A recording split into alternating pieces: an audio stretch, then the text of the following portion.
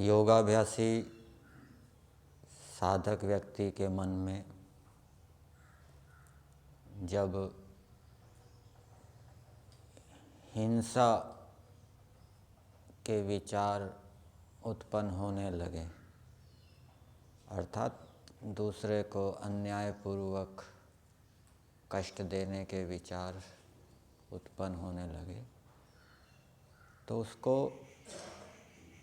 हिंसा करने से क्या फल मिलेगा उसके ऊपर विचार करना चाहिए।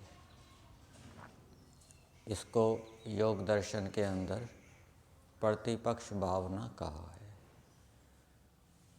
योग दर्शन के सूत्र में दिया है, दुख अज्ञान अनंत फला इति प्रतिपक्ष भावना। अर्थात यदि मैं हिंसा करूँगा तो मुझे अत्यंत दुख, अत्यंत अज्ञान की प्राप्ति होगी। और वो कैसा फल मिलता है हिंसा का, उसको समझाने के लिए व्यास जी ने उदाहरण दिया है।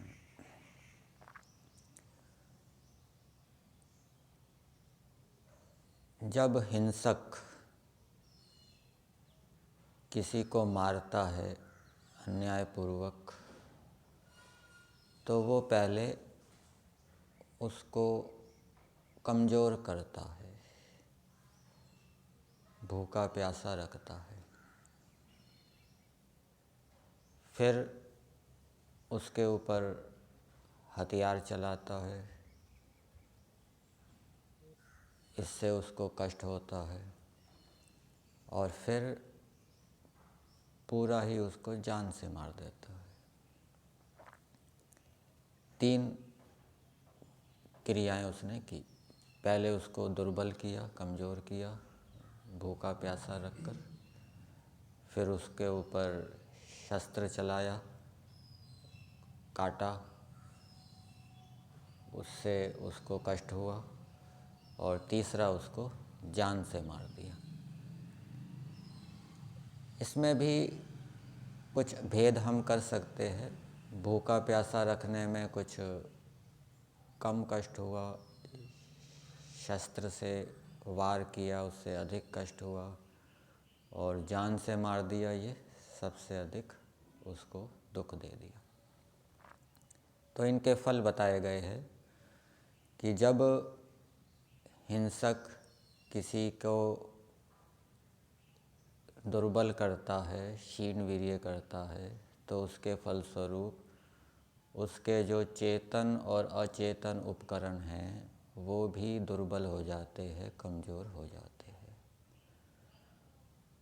चेतन उपकरणों के अंतर्गत जो पुत्र हैं, बंधु हैं, पत्नी है, मित्र हैं, सहयोगी हैं, ये दुर्बल हो जाते हैं, कमज़ोर हो जाते हैं।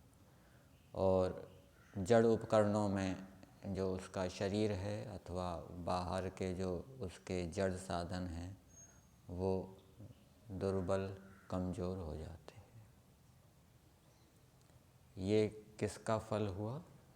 उसने अन्यायपूर्वक किसी को दुर्बल किया, कमज़ोर किया, तो उसके कारण उसके जो जड़ और चेतन साधन हैं वो भी दुर्बल, कमज़ोर हो जाते हैं। फिर उसने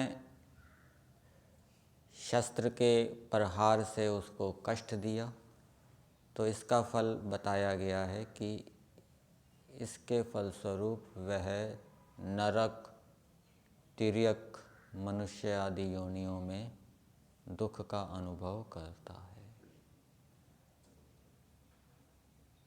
पशु पक्षी, कीट पतंग आदि योनियों में, मनुष्य योनियों में भी वो दुख का अनुभव करता है। फिर तीसरा उसने उस वध्य को जान से मार दिया, तो इसके फलस्वरूप ये बताया है वहाँ कि